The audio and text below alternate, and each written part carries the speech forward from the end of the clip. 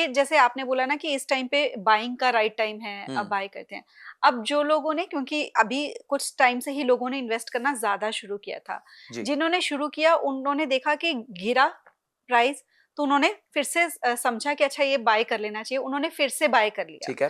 और बहुत सारे मीम्स बनते हैं इसके ऊपर, बहुत सारी रील्स भी आजकल बन रही हैं कि हमने वो गिरा, हमने फिर से एक रील देखी कि बाय करने का राइट टाइम है, हमने और बाय किया, वो फिर से गिर गया, हमने हम्म। फिर बाय किया, वो फिर से गिर गया। तो वो जो एक नया इन्वेस्टर है वो लिमिट कब सेट करनी कैसे सीखे कि क्या बाउंड्रीज होती है, कब बाय करना है, कब तक एक वो जो जो सेफ्टी नेट है उसको कैसे मेंटेन करना है, ऐसा ना हो कि अपनी सारे ही पैसे लगा के हम बाय ही करते चले जाएं, है ना? देखिए, अगेन क्वेश्चन वही है कि आप अपने इमरजेंसी फंड इंश्योरेंसेस को साइड में कर दीजिए। तो पहले तो आप सेट हो गए, अब आपको प्रॉब्लम नहीं है। अगर आपके पास अपॉर्चुनिटी कैपिटल था और आपने खरीद लिया, समझो निफ्टी 10% 5% गिरा, आपने 1 लाख रुपए डाल दिए। निफ्टी 5% और गिर गया, आपने 1 लाख रुपए और डाल दिए।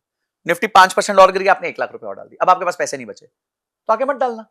एटलीस्ट आपने, जब निफ्टी 20% ऊपर जाएगा, यहां से जब भी जाएगा, मैं कहूंगा 1 साल बाद जाता है, 2 साल बाद जाएगा, तो जो जो पॉइंट्स पे आपने खरीदा था उससे तो ऊपर ही जाएगा, तो आपके पैसे बन जाएंगे।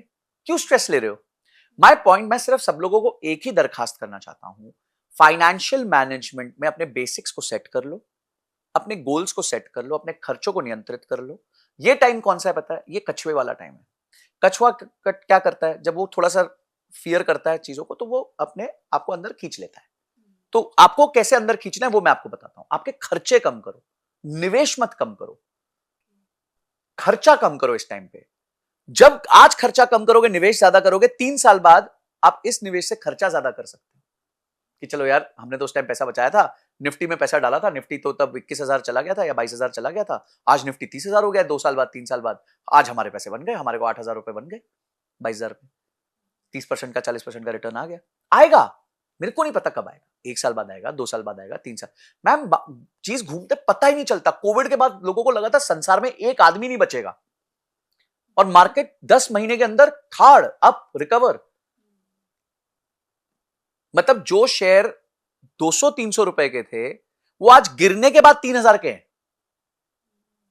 मतलब सोचिए कि वो 20-20 गुना जा चुके थे, वो गिरने के बाद अभी 10 गुना है।